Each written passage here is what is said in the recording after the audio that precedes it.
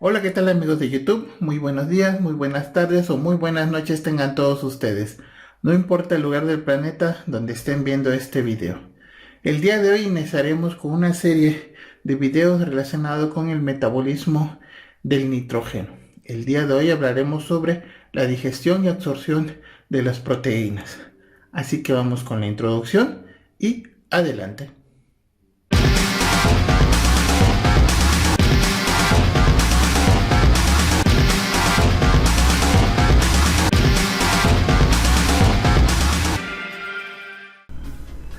Digestión y absorción de proteínas. Vamos a ver algunas generalidades para comprender cómo es el proceso de digestión y absorción de las proteínas.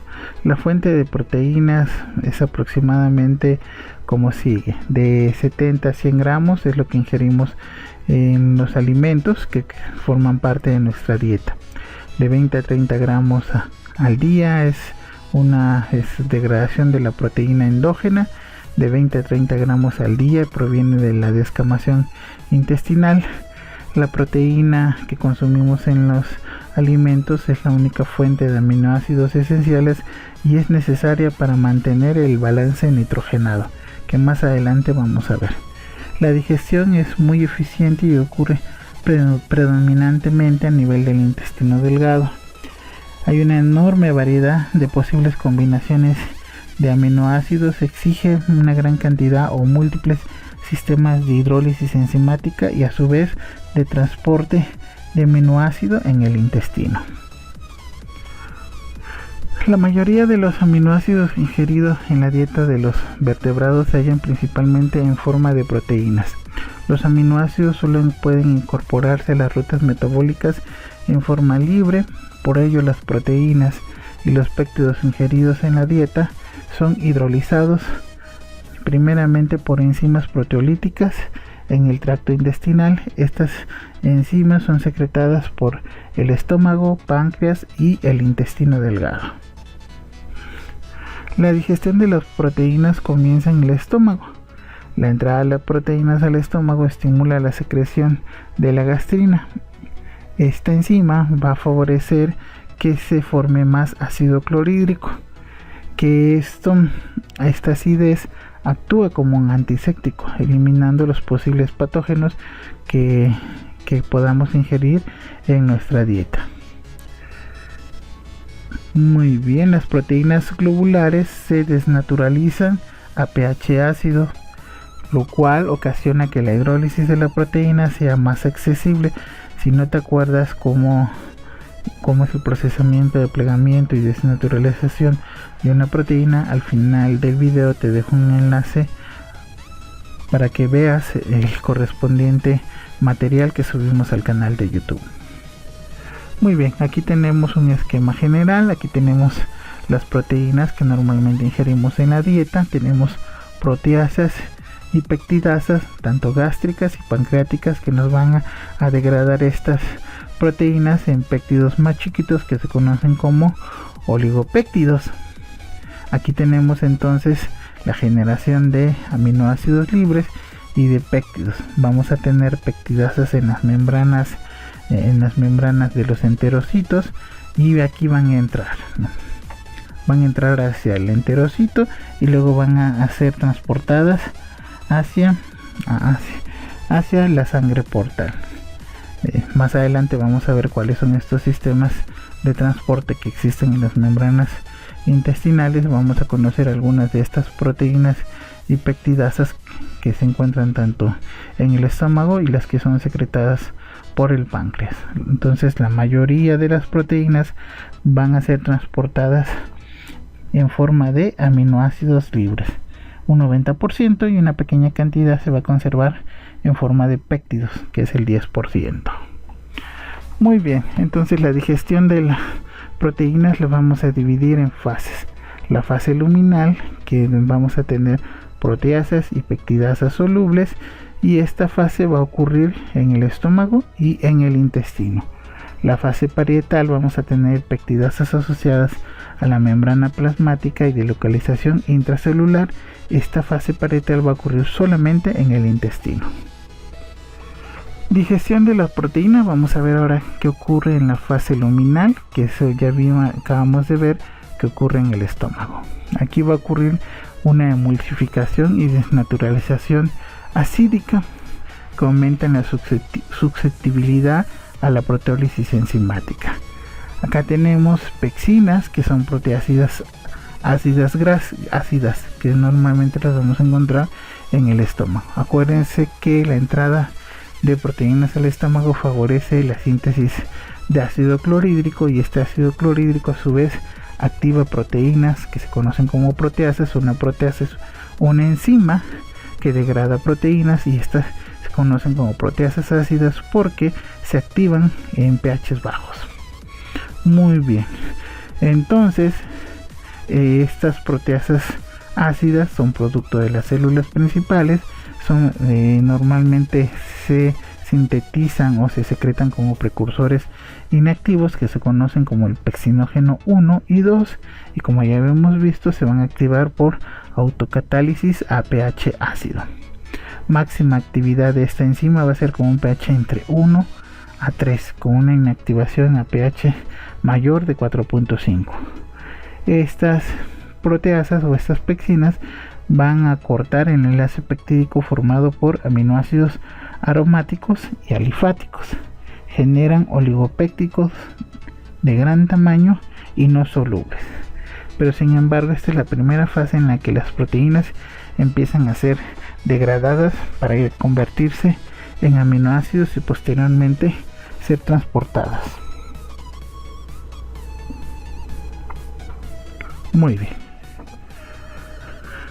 Hay una regulación de la secreción de estos precursores o peccinógenos por factores hormonales, como ya hemos visto la gastrina, también tenemos la histamina, y neurales como a partir del sistema vago acetilcolina, dependiente de la secreción de ácido graso y proporcional a tiempo de residencia en el estómago. Quiere decir que mientras mayor cantidad de ácido gástrico haya, estas proteínas van a funcionar, y su tiempo de activación va a depender de cuánto estén en el estómago. Con el paso del tiempo, las propias enzimas se van degradando. Solo determina del 10 al 15% de la digestión de proteínas que provienen de los aminoácidos, y no es un proceso esencial en la digestión proteica total. Bueno, vamos a ver algunas características de estas enzimas. La pectina. En el estómago, la pectina, que tiene un peso molecular de 33 kilodalton, es una proteína de una sola cadena, se secreta en forma de sucimógeno. El peccinógeno, que habíamos visto que es una enzima inactiva, por eso tiene un mayor peso molecular que la enzima. En este caso el peccinógeno pesa 40 kilodaltons, mientras que ya la enzima funcional pesa 33 kilodaltons. Bueno, esta enzima es secretada por las células de la mucosa gástrica. El peccinógeno se convierte en pectina por corte, catalizado por la misma enzima de 42 residuos del extremo amino terminal, proceso que es favorecido por el pH ácido del jugo gástrico, como ya lo habíamos dicho. La pectina no es muy específica, normalmente va a hidrolizar los enlaces en los que intervienen aminoácidos aromáticos, que también lo hace donde hay metionina y leucina. El producto de la catálisis de esta enzima son péptidos de tamaño variable y algunos aminoácidos libres. A este tipo de proteasas se le denomina endopeptidasa, pero para diferenciarla de las enzimas que cortan desde cualquiera de los extremos de la cadena, que se denominan exopeptidasas. Más adelante vamos a explicar un poco más de detalle cuál es la diferencia entre una endopeptidasa y una exopeptidasa. Vamos a ver ahora la digestión. A medida que los contenidos ácidos del estómago pasan al intestino delgado, se dispara la síntesis de la secretina a la sangre. Esta enzima estimula al páncreas para secretar bicarbonato en el intestino delgado, que sirve para neutralizar el pH aproximadamente de 7.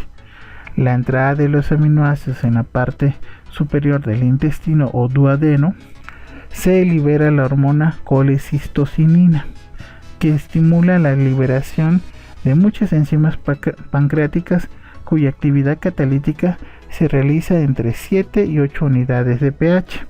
El jugo pancreático secretado al intestino delgado aporta los hemógenos de trixina, quimotrixina, trixinógeno, carbopeptidasa A y B y también de la elastasa.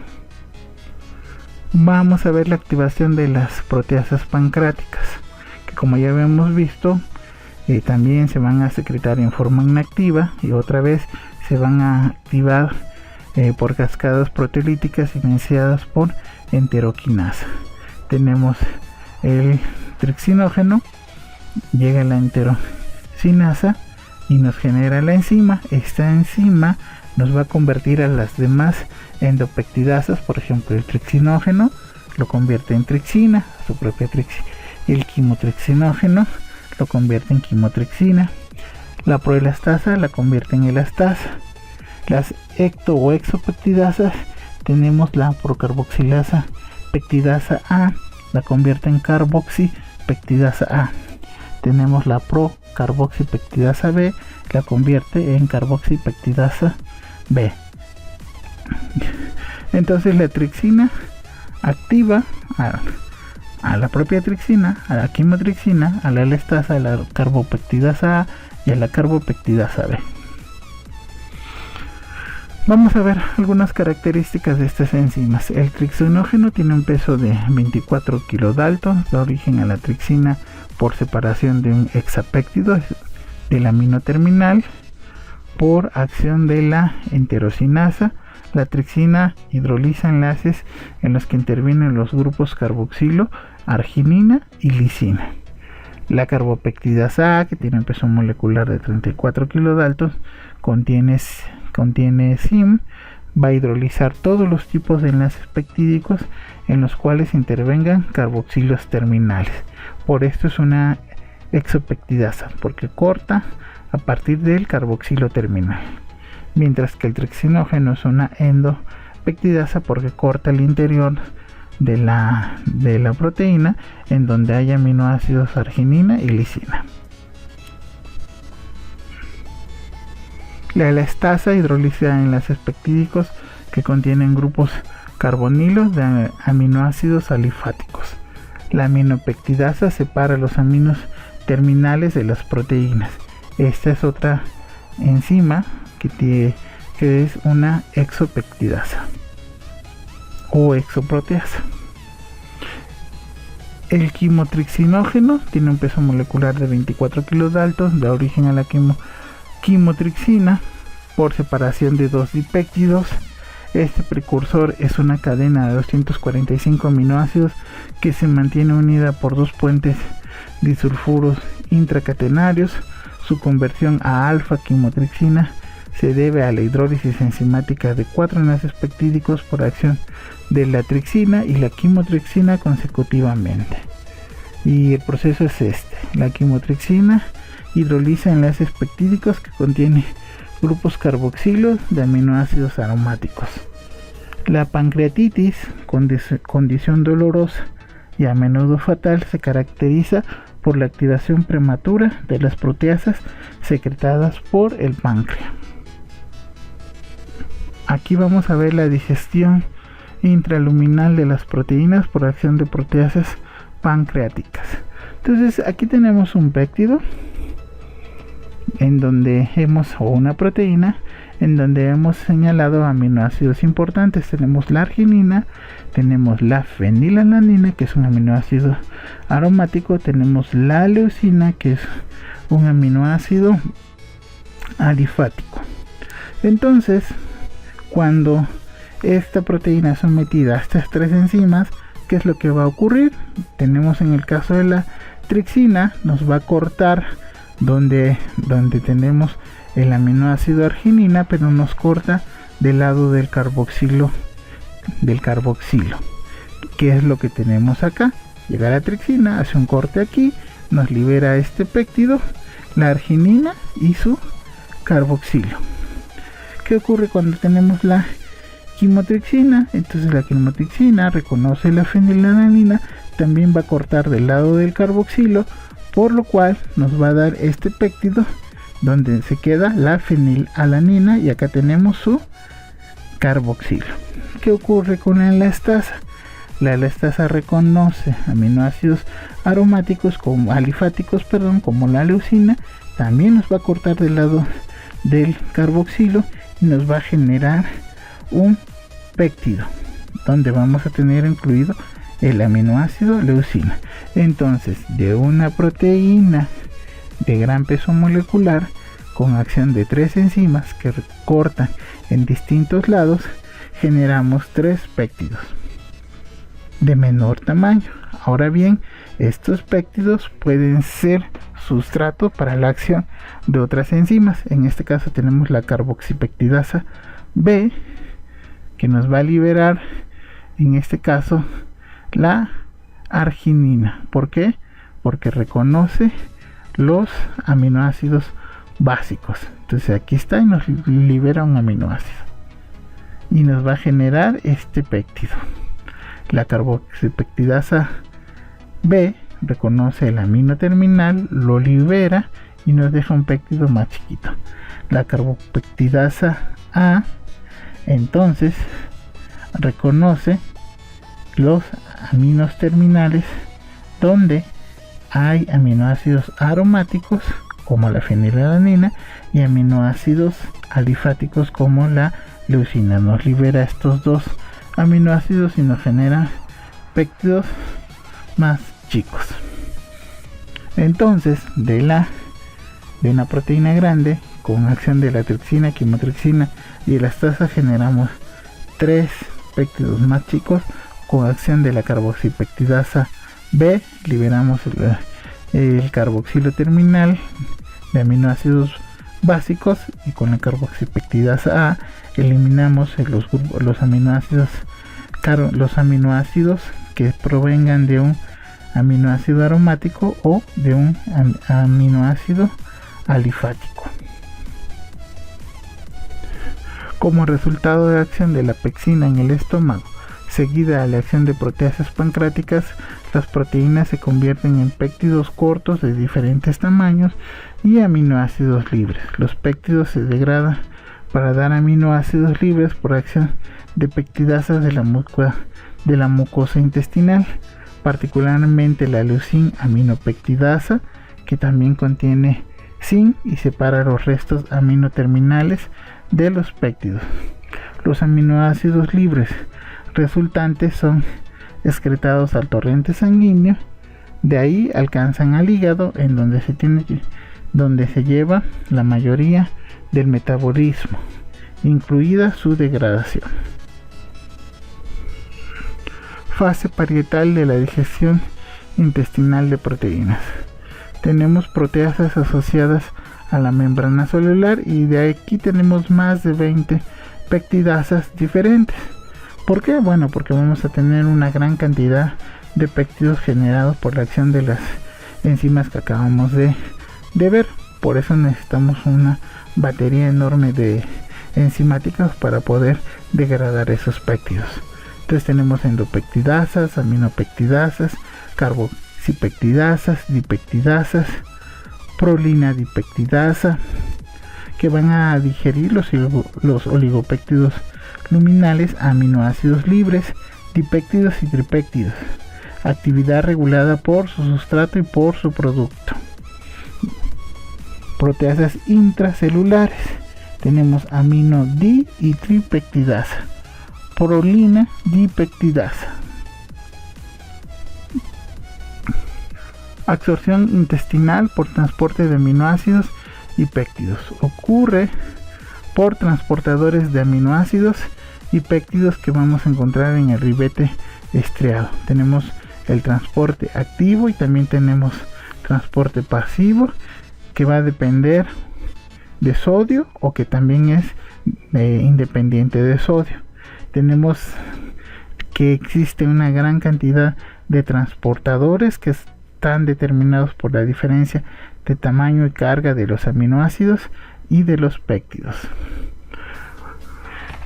Muy bien, finalmente aquí tenemos un resumen de cómo se lleva a cabo el transporte. Como ya habíamos visto, tenemos el transporte activo, que es dependiente de sodio. Tenemos el transporte facilitado, que no depende de sodio, y tenemos la difusión pasiva. Del transporte activo vamos a tener el 75% de los aminoácidos. En este caso tenemos un porcentaje para cómo se transporta la alanina, pero esto también ocurre para la mayoría de los aminoácidos. El principal medio para que entren es el transporte activo. El transporte facilitado corresponde al 20% y la difusión pasiva corresponde a un porcentaje de menor al 5%. Entonces tenemos tenemos los aminoácidos que están en el lumen intestinal. En este caso van a entrar con un transporte o con transporte de sodio. Entra sodio y entra el aminoácido. Una vez en el interior, los aminoácidos son liberados a través de otro transportador, y el que está acoplado a la salida de sodio y a la entrada de potasio. Tenemos los aminoácidos que no requieren el transporte de sodio y ellos entran por un transportador,